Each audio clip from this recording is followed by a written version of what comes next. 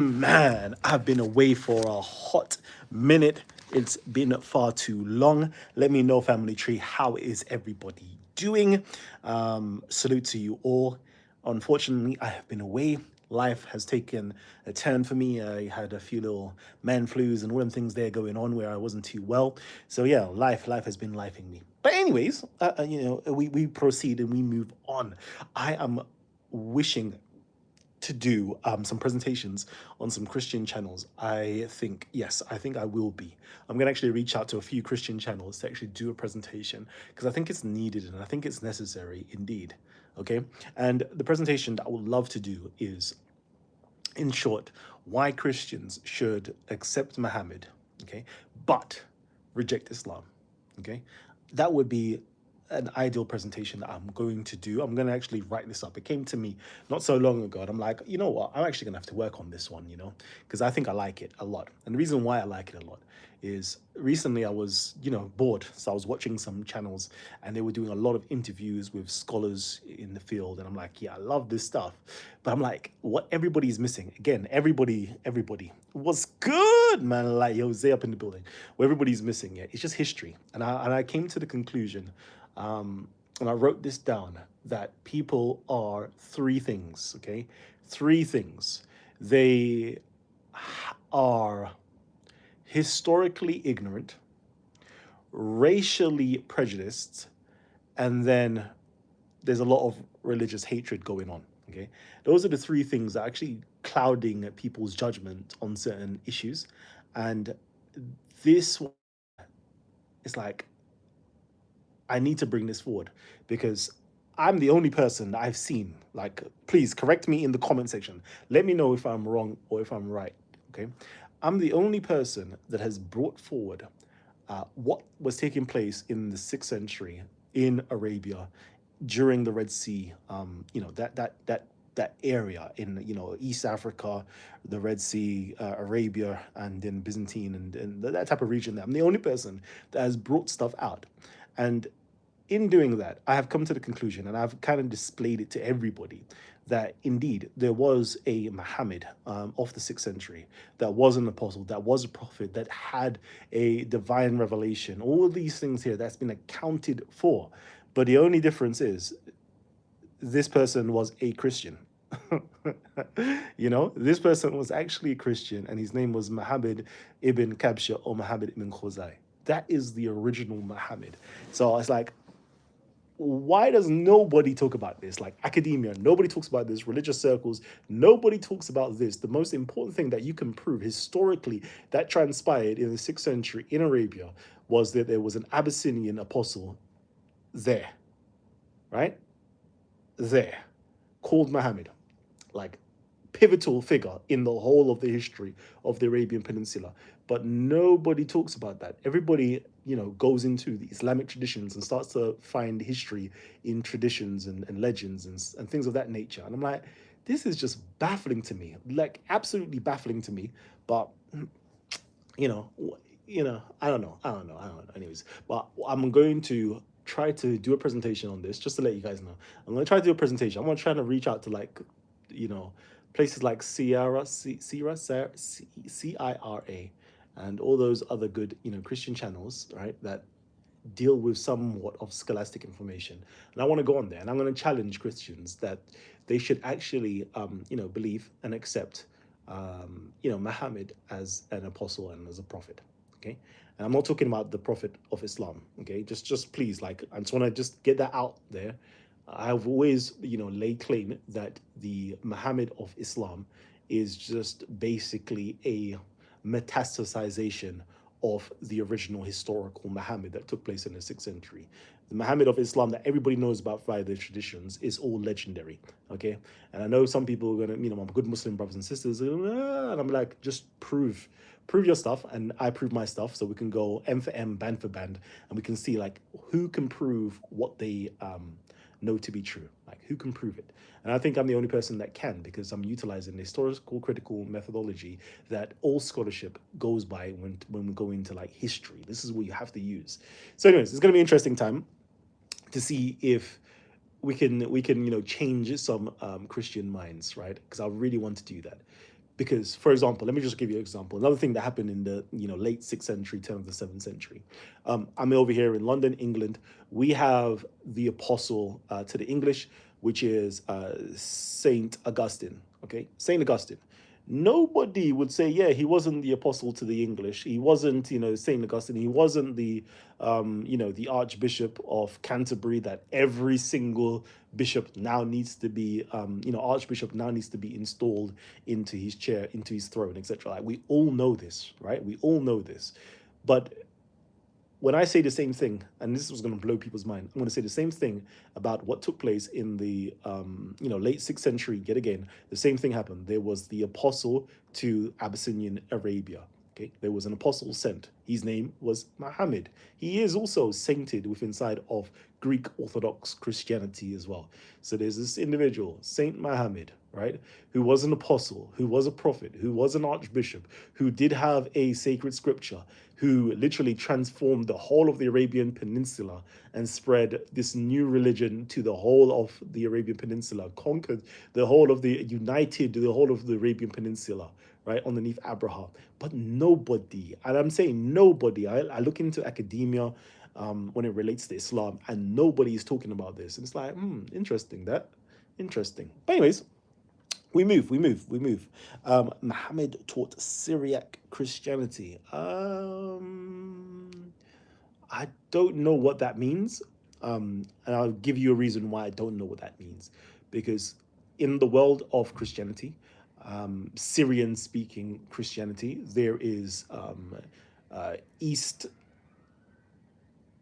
the Church of the East. That's one form of Christianity. Some people, it's a misnomer, but they call it Nestorianism. Then there is something else, which is the Syrians did have as well, which is Miaphysitism or Monophysitism, depending on, what schism was taking place there. And then you have the Melkites as well. So which one of those forms of Christianity, in terms of Syrian Christianity, was Muhammad teaching?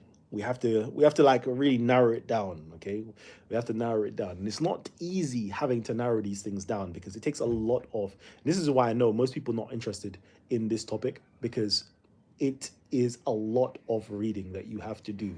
Like, there is a steep barrier to entry when it comes to history. When it comes to religious apologetics, it's quite easy. All you have to do is like, oh, let me pick up a Bible. Let me pick up a Quran. Oh, let me look into the Hadiths. Oh, let me look into a commentary. And that's as far as people go. And it's easy to do that. It's so easy to do that. But when you have to start reading academic papers and academic textbooks, right, it's like, nobody ain't got the time for that. So yeah, let me know, family tree. I'm here right now. And I can't wait, because I definitely want to jump on that. When I do have some time, I want to jump on some Kemetic stuff as well, because I saw a few people put forward some videos and they were touching on Egypt. And I'm like, ooh, you're just making me get interested again in like talking about ancient Egypt, because ancient Egypt is my heart, truth be told. Like, it's my absolute heart.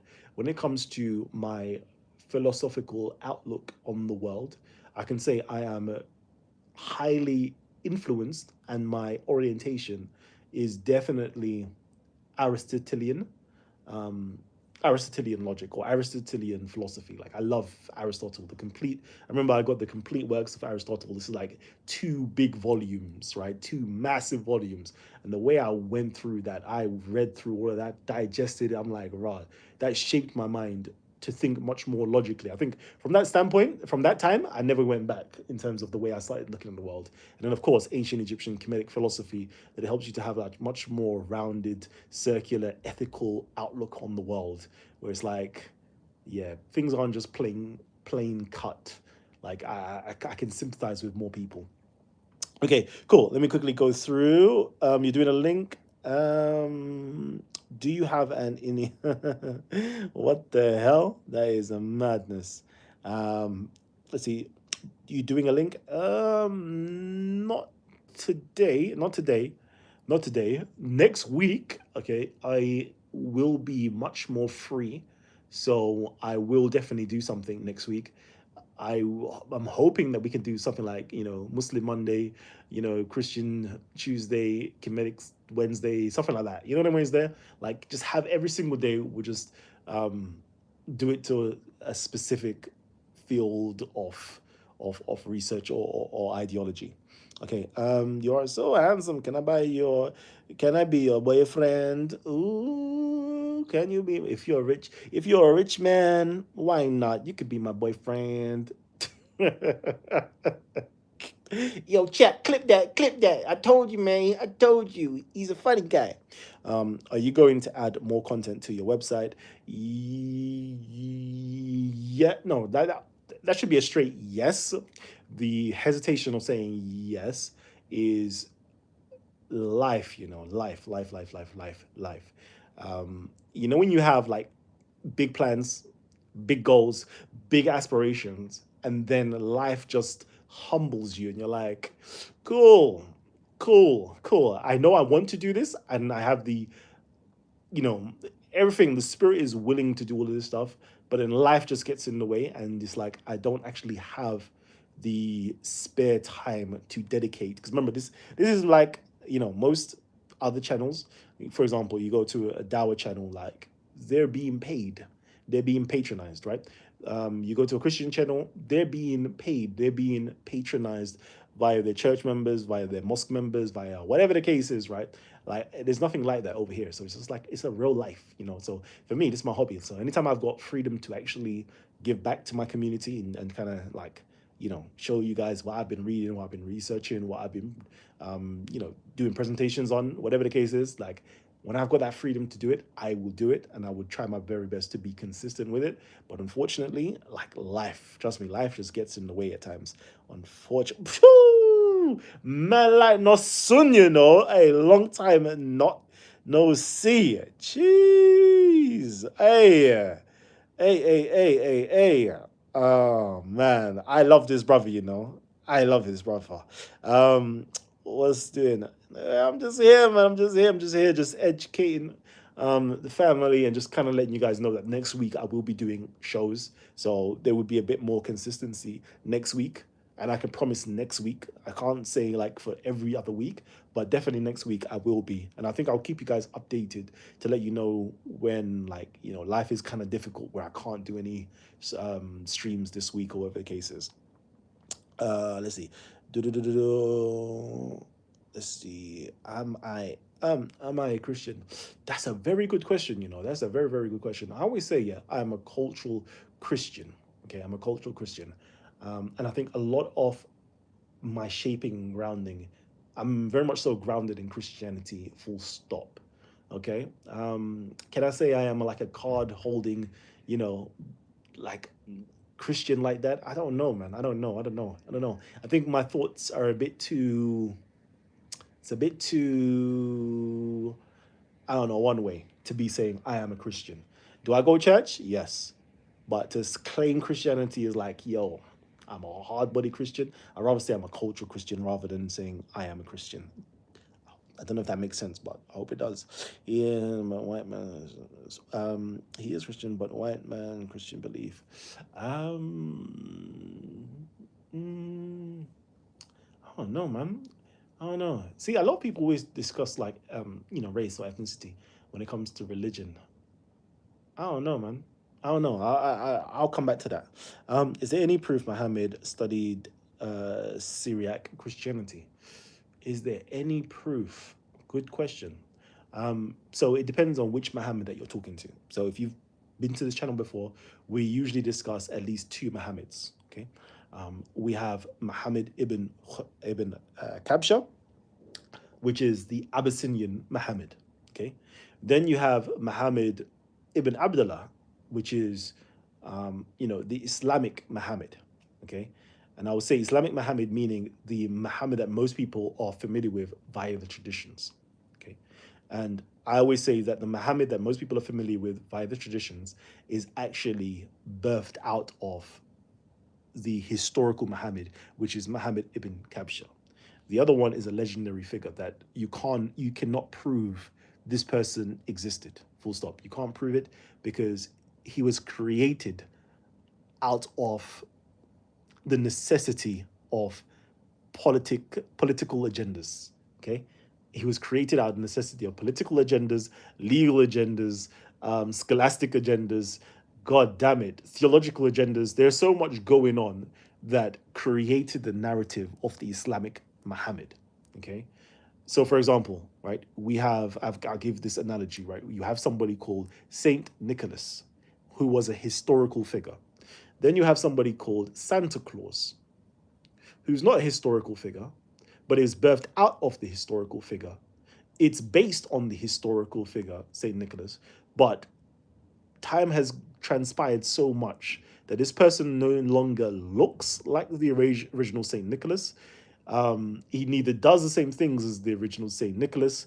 All these other things here have been added onto him. Legends and stories have been added onto him, where it's now Santa Claus, which has been taken over as, by commercialism, truth be told. Commercialism has taken over Saint Nicholas into Santa Claus, and now he's this jolly, fat fellow that comes down your chimneys to give you presents on Christmas Day. Okay, that's not the original story of Saint Nicholas. Okay, the original story of Saint Nicholas. Saint Nicholas was a bad man. He punched up Arius. Like, he was a bad man. You get me? Yeah. But anyways, let me know even. Okay. Let's see. So yeah, I was saying about the two Muhammad. So which Muhammad are we discussing? Are we discussing the legendary Islamic Muhammad, or are we talking about the historical Muhammad? Let me know. Man, like Dex too cool. Yeah, man, all is good. Is this an actual question? I don't know what that is about. Okay. What are your thoughts on the Dawa crew going viral from the speakers corner days? Them going viral? I don't know what you mean. What do you mean they're going viral? It was, for example, I know like certain individuals, Ali Dawa, Muhammad Hijab, it was always their goal to be viral anyway. So if they're viral now, I don't see any change in their modus operandum. Yeah, I think they're doing, in terms of like being viral, being spoken about, being like present and dominant in terms of like internet world and doing what they're doing, like they're very successful in that, and kudos to them. Kudos. Is this a genuine belief you hold? Sugar, I need to know. Which one is it? Sorry, I don't know. You have to be more precise, because I talk a lot. Of Christians accept. Yeah, I think that Christians need to accept Muhammad, 100%. Okay, Christians need to accept Muhammad, and again, I'm talking about the historical Muhammad, and this is the presentation I'm going to do, right? Because unfortunately, you have something called the dominant Islamic narrative, or the standard Islamic narrative, the dominant Islamic narrative. Let's say the Sunni narrative, or whatever the case is, like what most people think about when they hear Islam. That dominant narrative exists, okay? And I say that, unfortunately, the original historical figure was co-opted, stolen from its original placing.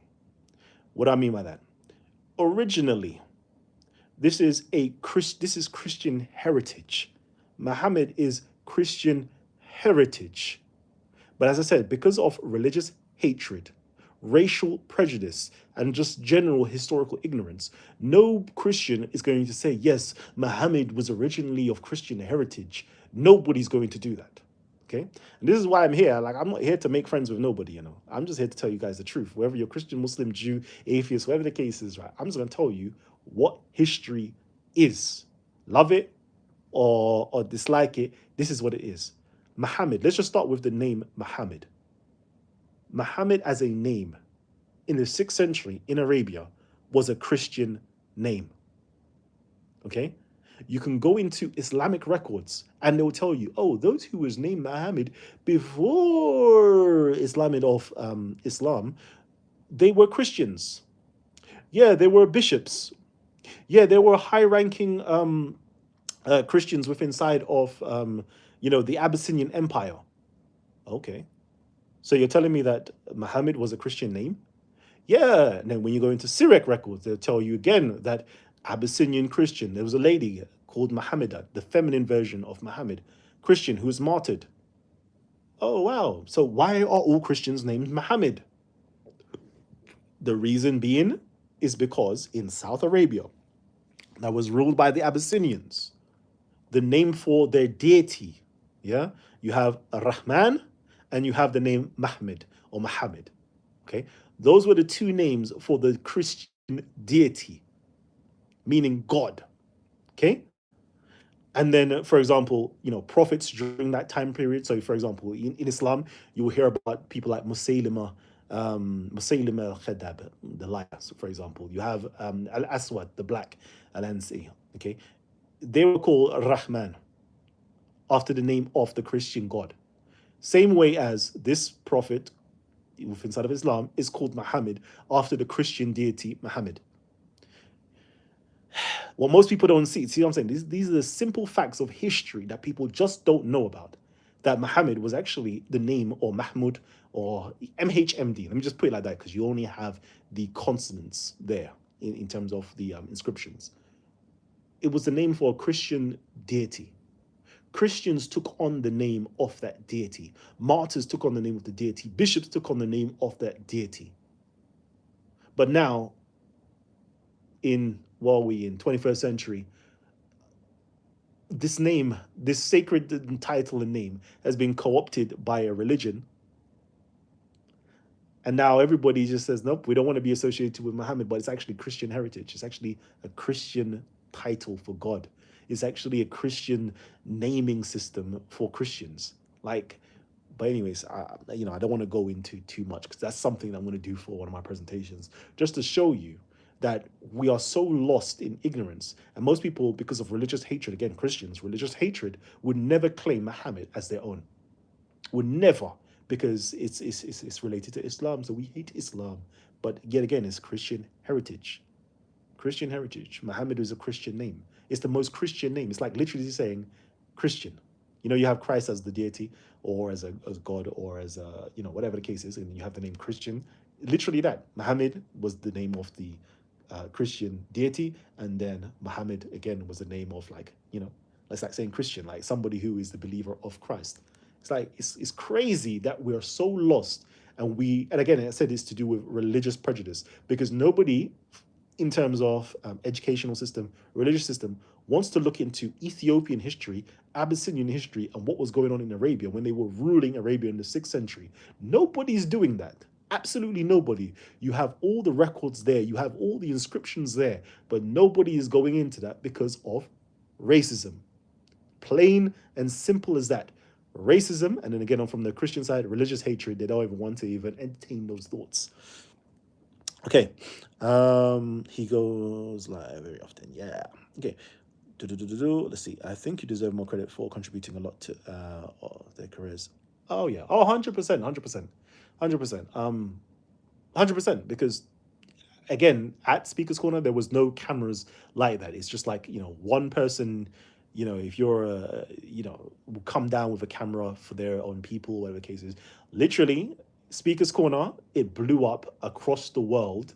Again, because my connections across the world, full stop anyway, America and everywhere else. And everybody's coming to this channel to see what was going on at Speaker's Corner. I literally branded Speaker's Corner where all of the videos there. You could just go back. Yeah, it's not me talking at myself. It's just the facts of the matter is, before I came to Speaker's Corner, there wasn't really much popping.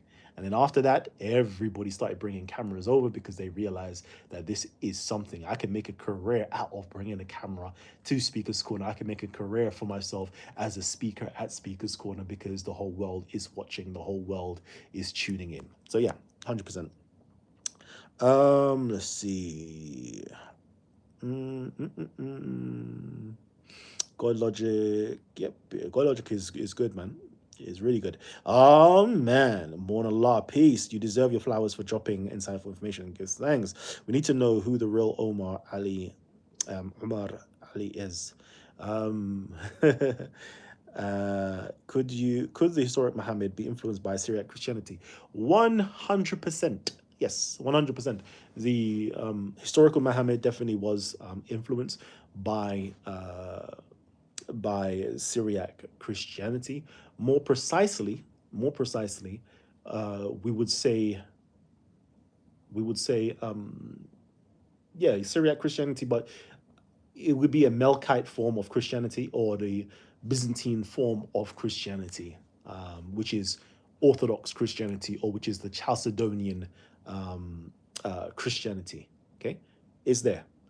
Is there as the historical Muhammad, and with inside of the Quran, yeah, literally inside of the Quran, you can see it.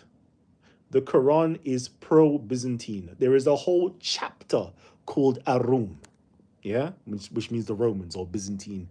It is literally Byzantine Christianity. That is what the Quran is. Okay, Byzantine Christianity for Arabia, specifically for the Jews, of specifically for the Jews, and these people who brought it were Abyssinians. So you can see a lot of Abyssinian vocabulary within inside of the Quran. You can see it within inside of the conceptualizations. You can see it's all there. Like if people step away from Islam in terms of, you know, the tafsirs and the commentaries and the hadiths, and literally just pick the book up as a book within inside of history and read it as that, like away from all the other jargons that's attached to it, you'll realize, yeah, this is just Christianity. So it's always like amusing to me when I look on a lot of these Christian apologetic channels, right? And they cuss out and they, you know, disrespect the Quran a lot. And I'm like, it's crazy that you only say this because you don't understand history and you don't understand your own religion. Because everything that you can find inside of the Quran, it can be found inside of Christianity. I'm not going to say the Bible as simply Bible in terms of late antiquity. Okay, late antiquity is like 200 AD to about 750 AD Christian world. Like you will find it inside. You can find wherever that's in the Quran. You can find that within inside of Christianity. Full stop. Yeah, full stop. When they're doing all these Islamic dilemmas and all these things here, I hear you. In terms of what Muslims believe, you can run with it. But what the Quran says is against what the Muslims believe anyway. So it's like there isn't really a dilemma at all. You just don't understand the Quran. Anyways, let me keep on reading. I think we need to start new man-made religions that are known to be man-made. Every religion is man-made. When people say you know, oh, your religion is man-made, every religion, there's not a one religion that's not man-made.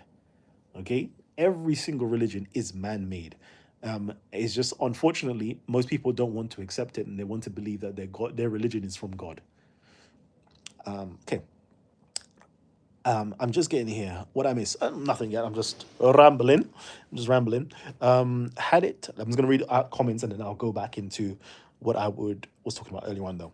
Had it set my little cousin down yesterday. Oh, I'm making her watch a charlatan video. Jeez, hey, come on. Which sources say Muhammad was a Christian name? If you go into Ibn Sa'd's Tabakat, and it's called, within there's a chapter, those who were named Muhammad before Muhammad or in Jahiliyyah, something along those lines there, you will find it. It is in volume 1/2. You'll find it in there. Okay. Is the Ham in Muhammad referring to the son of Ham? No, no, no, but I would say no, but that's a good way of looking at things too. I can't lie. No, it's not. But that'll be an interesting wordplay. There's no such thing as a Christian name. I don't know. I don't know about that. I think there is. I don't think there definitely is such a thing as a Christian name. As I said before, you have Christ, which is a title, right? And then if somebody is called Christian, right, as a name, you can clearly see that they're named after Christ, and therefore it makes it a Christian name, even though the word Christian means Christian. So it's a Christian name. It's a Christian name. Like it's plain and simple.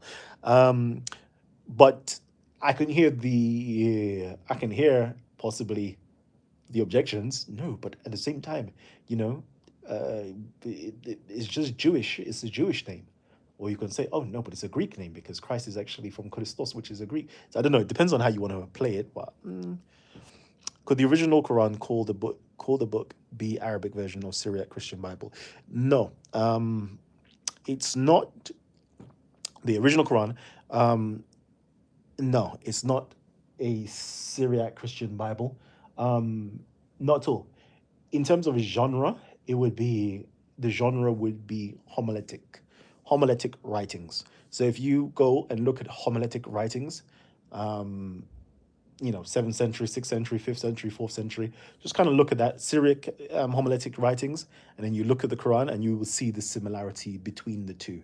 So Bible is a completely different genre. Actually, there's several different genres because Bible is basically means a canon or a collection of books.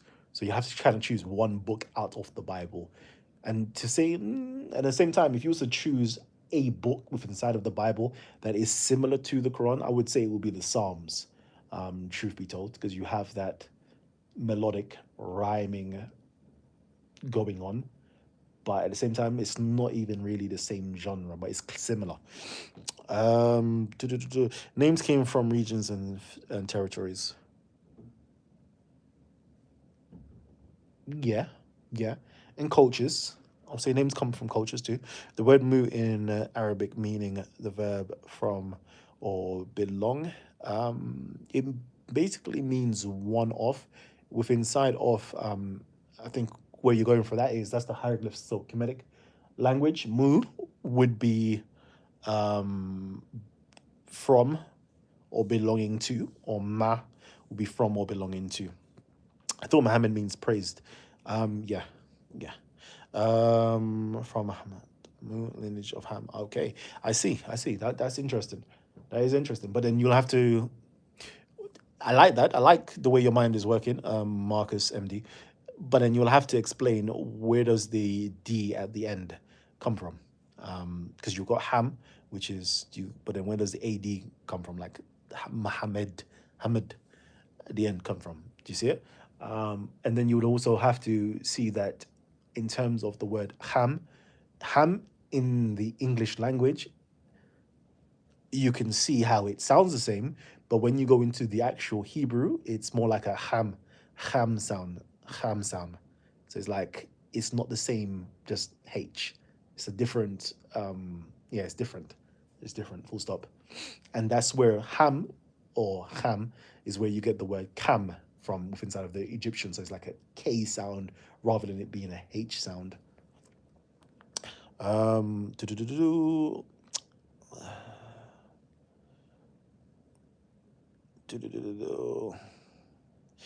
can someone explain to me what is white man's Christianity? Explain that one to me. What is white man Christianity? Okay, he 942. Let me know what is white man's Christianity. That would be interesting to know.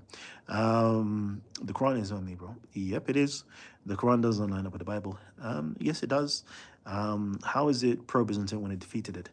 No. See, the Quran never defeated anything.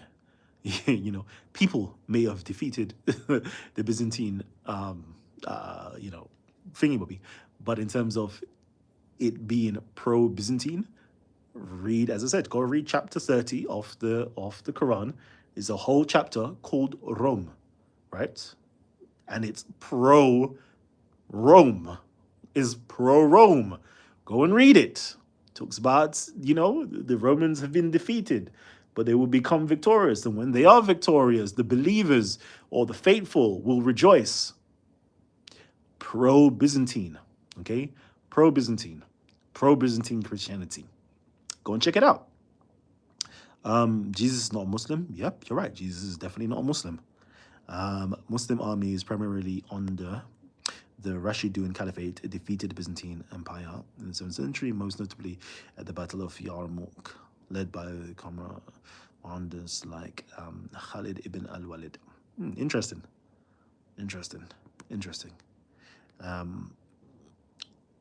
Let's see.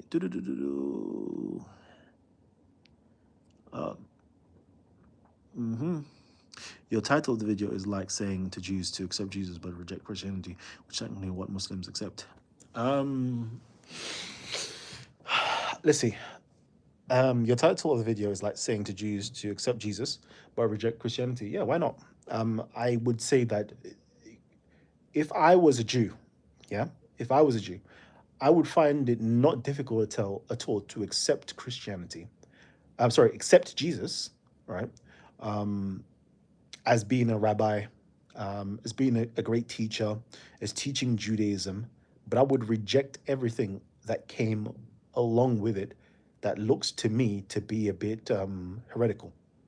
You know, you can accept somebody as being a rabbi, but what Christians produced after that, you can say, nope, that's heretical. You with me?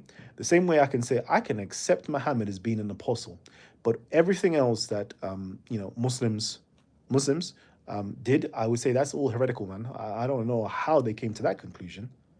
You know, for example, you can say that we accept Paul as an apostle, but the Gnostics that took him on as their lead figure, we can say that the Gnostics were heretical, but they accepted Paul, but they're heretical.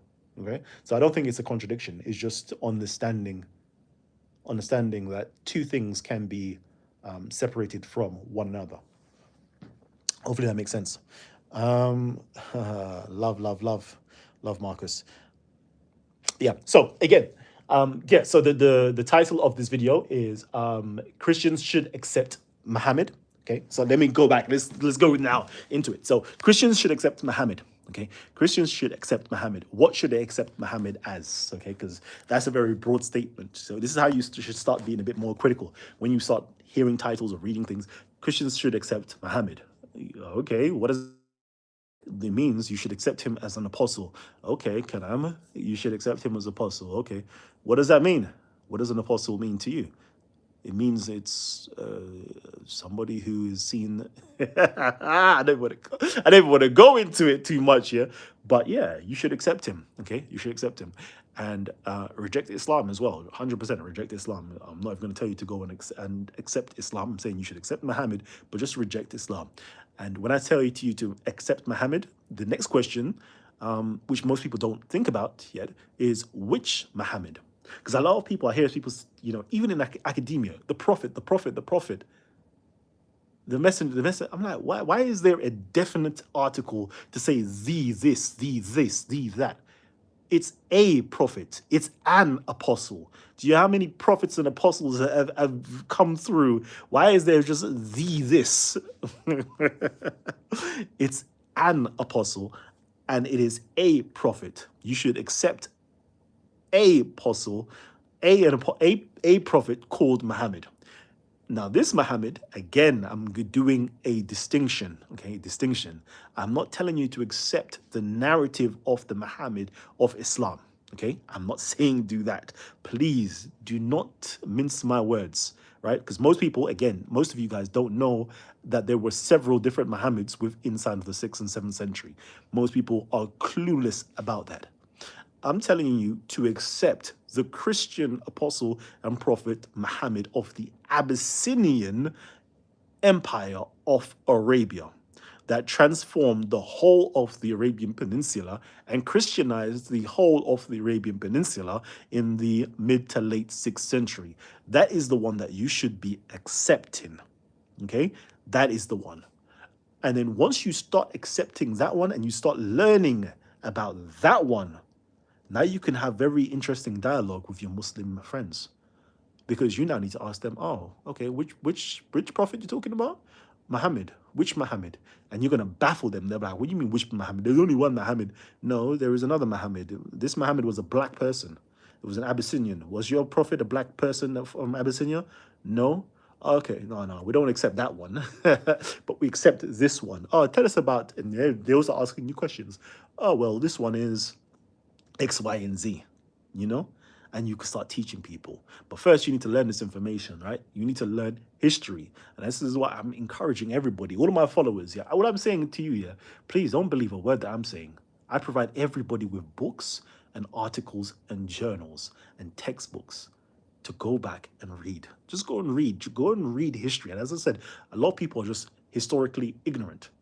Most people don't know that Ethiopia, Aksum Empire, yeah, please just type up Aksum Empire, AXUM, or even ASKUM, okay? Aksum Empire. Go Google it now, Wikipedia that now, whatever the case is, and then you'll see that in the 6th century, they ruled Arabia.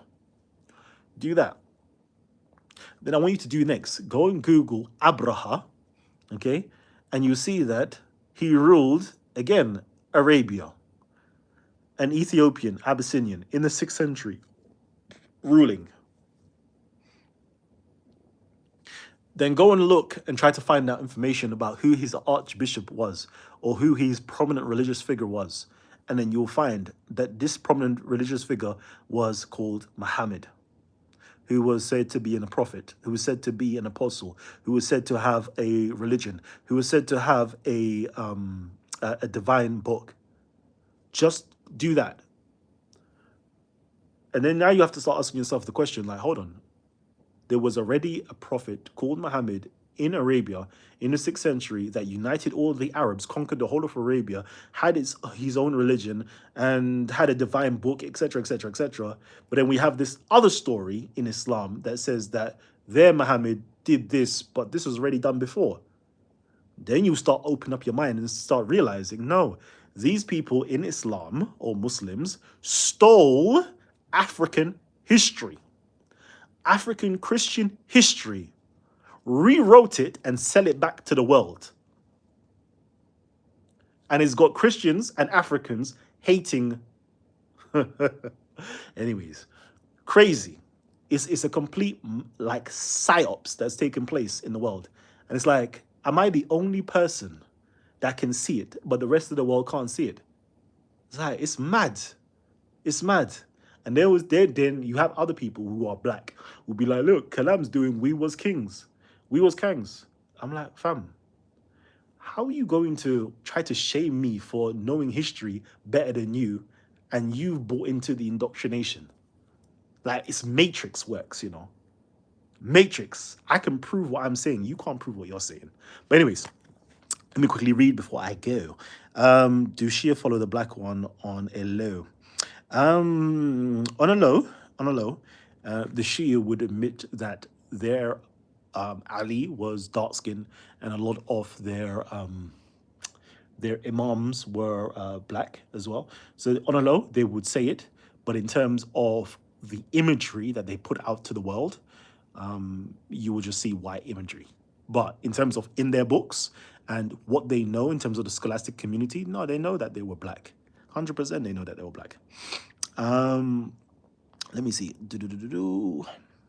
In the Glory of the Kings, it basically says what you're saying, that Persians are going to take over Rome and rewrite the text. 100%. This is literally what's happened. And I remember I did the... do you remember when, you know, people... Well, it's still happening, you know, because, you know, people will say, oh, Muhammad of the Islamic narrative is a PDF because he married Aisha at the age of 9, etc., etc. Okay? And I did the research on that. And it's funny enough, we have like Dr. James Little or something like that. He did his PhD on this, and he's written like a good 600-700 pages. And what I said happened, he's basically proved in academic form in his PhD exactly what I said how many years ago. And it's like, no, this took place years later. People made up this hadith in Iraq and so forth. And then, you know, literally the Persians, it was legal for them to marry at the age of 9. Okay, it was legal. So guess what? Legalistic schools needed to have a hadith that says that what? Oh, Muhammad married Aisha at the age of 9. So guess what? Now we can marry at the age of 9, and it's legitimized because we were doing this before in Iran, but now it's legitimized. Like, bro, once you learn history and you see the trickery and the rewriting of history, yeah, like, you won't be fooled again. Because you've got an inquisitive mind. You're going to inquire, be like, I don't believe that. Let me go and research that myself. Okay.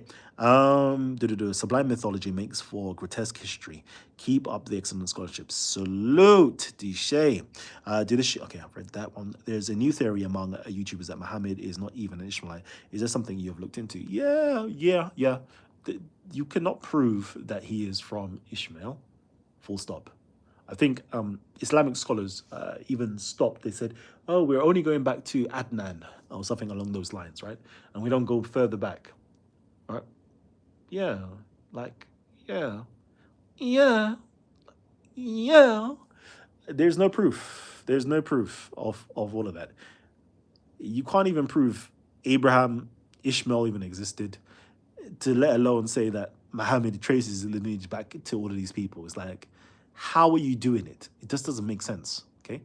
And another thing, and I saw Sam Shimon, put this up the other day, and I was like, oh, look at that! Finally, people are actually, talking sense, right?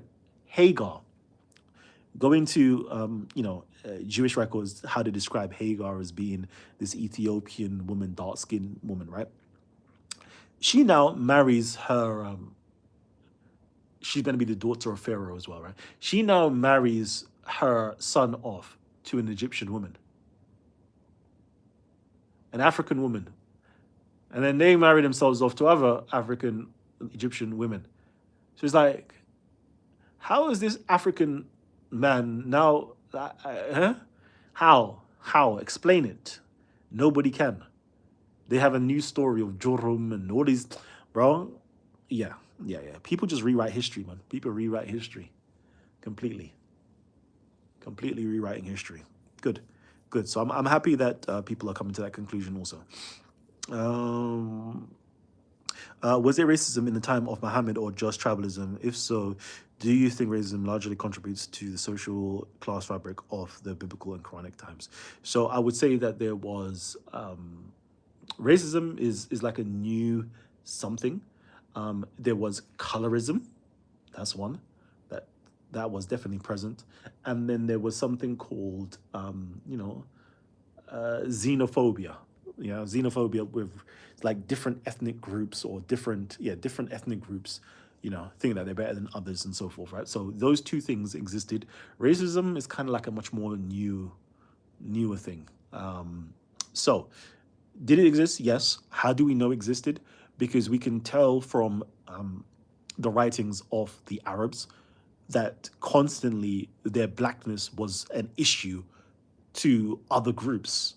Other groups were just like, you know, and they were constantly having to write apologetic works talking about their blackness, that they're proud of being black, that, blackness is not a curse to us. Blackness is this, blackness is our pride, this blackness is this, blackness is beauty, black is this, black is this, black is strong, black is like, clearly other groups of individuals had issues with their black skin. Okay. So colorism always, well, not always, but it seemed to existed during that time period, and then xenophobia as well definitely existed. Okay, let me quickly go. Man, stop the cap. Okay, when you say black, that is loaded term. Certainly there were black Arabs, but there are also black people in Africa. So which history are you referring to? I need to go back. Sorry, I don't know what I said. Colorism. I said colorism, black. I was talking about complexion in terms of skin. So black skin, whatever that meant to them, because obviously nobody's actually black. It's just a very dark hue of brown. So yeah, the Arabs that I'm specifically talking about, because again, I'm going to say this. Within inside of the Arabian Peninsula, there was various different ethnicities within inside of the Arabian Peninsula, but they could have been classified broadly as Arabs. Some of them could be Persian, some of them could be Greeks, some of them could be Egyptians, some of them could be Sudanese, some of them could be, Zanzibar. They're all different groups of people within inside of the Arabian Peninsula, right? But these specifically Arabs that I'm talking about, which I've quoted before, and I can quote again in different places, they were talking about the blackness of their complexion, their skin, the darkness of their hue of their skin. Okay? So, yeah. The whole religion is written based on personal interests. Aisha's age is just an example. It is Islamic and true to them. Yeah. There's a lot of personal motives, partisan motives. And I said there's a lot of things going on: politics, legals, scholastic, differences. Like there's so much that's going on that people were just writing stuff or spreading stuff orally to kind of prove their own point and push their own personal or partisan motives. Um, okay. Do do do. Yeah, yeah, yeah. Okay. So, yeah, that is going to be it for now. I got like a few more minutes before I do go. But yeah. Family tree. I definitely want to, and I did say I want to make sure that I get this information out. Specifically, I want to get out to Christians mostly, um, because I know that once my Christians get a hold of this, then my Muslim brothers and sisters would also get a hold of this information. So it's easier just to push it out to my Christians, because they will spread it. They will spread it fast. Yeah, so I definitely want to show you Christians about your Christian heritage. Show you East Africans as well about your East African heritage within side of the Arabian Peninsula, how you was dominating, ruling the Arabian Peninsula. Your empire, your kingdoms stretched far and wide. You lot brought Christianity to the Arabian Peninsula, but unfortunately, a lot of you guys got sidetracked. Okay, and I'm talking Egyptians, Sudanese, those from Aksum, which is like very broad because you have Djibouti, Eritrea, Ethiopia, Somalia, and other areas as well, Zanzibar and so forth. Like a lot of stuff took place within inside of that turn of 6th to 7th century that nobody is talking about. And as I said before, it's to do with racism, yeah, racial prejudice, where people don't really care to tell this information. And another problem is there's not a lot of blacks, Africans, however you want to put it, within side of the field of academia on these topics. And even when I look at it in terms of like the Dawa the Dawa movements that's going on right now. Like who's the black person that is actually bringing out the African version of Islam, the African version of Islam to the mainstream? No one. We have God Logic in terms of black, bringing that form of bringing Christianity to people, and you can see his energy is completely different, right? Then you have Hebrew Israelitism, you have Captain Tazariak. You could see, he's bringing out, like, I swear to you, black people, they make things look cool, and they make it look cool, and I can't wait for black people to start entering into the scholastic fields, academic fields, because they're gonna make education look so cool, and people are gonna want to be like, yo, you ain't up on this unless you start reading books, like unless you're reading books, you ain't even cool. I can't wait for that time period to come. And everybody's gonna be like, yo, we need to start reading. We need to start becoming critical thinkers. We need to start sending our children and to universities and doing our masters and PhDs and going into all these different fields and going into archaeology and going into, I can't wait for that time to happen. It's a slow process, but inshallah it will happen. Okay. Do-do-do-do. How do I research this Muhammad again? Yeah, so I would say the very first thing I would say is to research the Aksum Empire within inside of the 6th century. So just type in Aksum 6th century, Google search that, just to start off with. Then second thing I would love for you to do is Google search Abraha, you know, easy. And then the third thing you need to do, I would say the easiest way to find him is also type in Saint Gregentius. That's gonna sound crazy. Saint Gregentius. Gregentius. Gregentius. I think it's something like that. Type those things in, and then something will come up. And then also type in Muhammad ibn Khuzai. Khuzza'. Okay. If you type in those things there, you will find that's 4 different pieces of information. Just Google that. Just to start off with, just Google, cursory, Wikipedia, cursory look around, right? And then come back to this channel, go back, rewatch some of my presentations. After you rewatch some of my presentations, you will see in every single one of those slides, there is sources, references. Okay, it will tell you the book. It will tell you the page, the book and the page. That's all you know. The book, the page, and the author is there. So you can literally go buy these books or Google Books, go into Google Books, Google it, and then you'll see those books appear. And then you can read, a preview of it or whatever the case is, and you will see all the information is there. It's not hidden. Some things, are hidden behind the paid wall, meaning you have to purchase these books or purchase these articles or purchase these journals to actually understand more, right? But most of it you can literally just Google if you don't have, if you're not academically minded, just Google, you'll find this information. Nothing I say on this channel, just rest assured, I can never lie to you on the channel because everything that I do, I know I have to reference. Okay, I have to reference.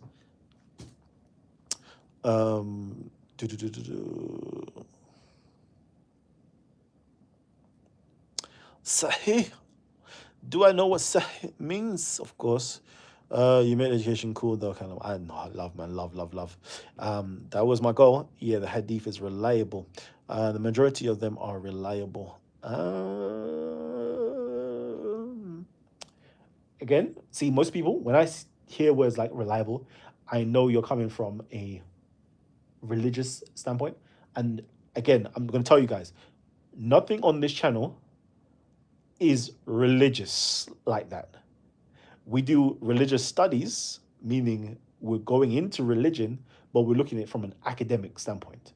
So I'm just going to say to you, please, like people, when I talk, just kind of like go and learn it from an academic standpoint. Like you might know the traditions, which is good, right? But now go into academia and kind of figure out how do academics talk about, hadith literature? How do they talk about it? How do they verify it? How do they corroborate it? How do they authenticate it? How can they date it? Full stop. This is when you start getting into academia. You start thinking a bit more critical than just simply accepting things that you read in books because they're stamped with Sahih. And most people don't know the science of hadith. Most people don't know that at all. So yeah, you'll realize if you ever did study ilms of Rijal and all these things here, which I've done, like the traditional Islamic studies, like traditional stuff, I've done it. And even me, I can read it and be like, nope, that's not Sahih, that's Mursal. Nope, that's this. It's like, how does it even make it into the books of being Sahih? It's like, it doesn't make any sense. And I always think to myself, if I can do this, yeah, why is the rest of the Muslim world just lagging behind? And I know what it is. It's all to do with fear. It's fear. Like in terms of Islamic world, it's fueled by fear. If you question it, you're a kafir. If you question Bukhari, you're a kafir. All these things here. So people are shook, absolutely shook to even, and they leave it to the scholars to do. It's like, wow. And I always think to myself, like, the moment that most Muslims enter into Islam, right, they've become a kafir anyway. More times. Because you have your 6 articles of faith, right? You have, we believe, let's say we believe in Allah, we believe in the angels, we believe in the books, we believe in the prophets, etc., etc., etc. But then you have equivocations and mental reservations. We believe in the books, but not the books that they have now because they're corrupted. It's like, wow, this is how you've stepped into Islam, and then the moment you stepped in, it is kufr, because now you don't really mean that you believe in the books. You don't believe in the Bible. You don't believe in the Psalms. You don't believe in the Torah anymore because you believe they're corrupted. But your articles tell you that you're supposed to believe in these books and you're supposed to believe in these prophets and so forth. But then you enter into kufr because you say you don't believe in them. Mad. It's like, can a Muslim say, oh, I believe in the Quran, but not the Quran because it's been corrupted? You will say that's kufr because there's some type of exceptionism for the Quran. So you can't say that for the Quran, but you can say that for the Torah. You can say that for the Gospel. You can say that for the Psalms. You can say that for, like, it doesn't make any sense, man. It doesn't make no sense at all. But anyways, let me not even talk.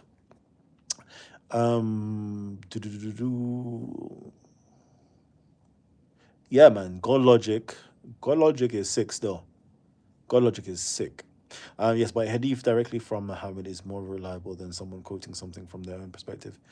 Uh, Mate, scholars today, Yasser Qadi, Shabir Ali, all know that none of these hadiths can be traced back to Muhammad. None of them. Some scholars are trying to do it, yeah, but we all know you can't do it. We all know. Those who know and really studied know that there is nothing that goes back to Muhammad. Full stop. Okay, I'm gonna leave it like that. I'm gonna leave it like that. Anybody with a reasonable thinking mind know that none of these hadiths, who studied hadiths, know none of them go back to him. But anyways, I don't want to say too much because you're going to look at me one way, sideways. And all I'm going to tell you is challenge me. I want you to challenge me. And how you're going to challenge me is prove me wrong by you doing your own research. Once you do your own research, my good brothers and sisters, you would realize that Kalam is not capping. Kalam is telling you the truth. It's just that your religious scholars and teachers, they're the ones who've been lying to you all this time. But anyways, peace and love to you all. I'll catch you guys on another one. I spent a good hour here with you guys, and yeah, I'll see you guys shortly next week. Inshallah, maybe a Monday, I will be here. I think I'm going to do a presentation for you guys on Monday. Yeah, and I'm going to show you that Muhammad is actually a Christian name. Hey, Muhammad was a Christian name in the 6th century, Arabia. That's what's going to be very, very interesting. Anyways, family, peace and love, and I'll catch you guys on the next one. Amen.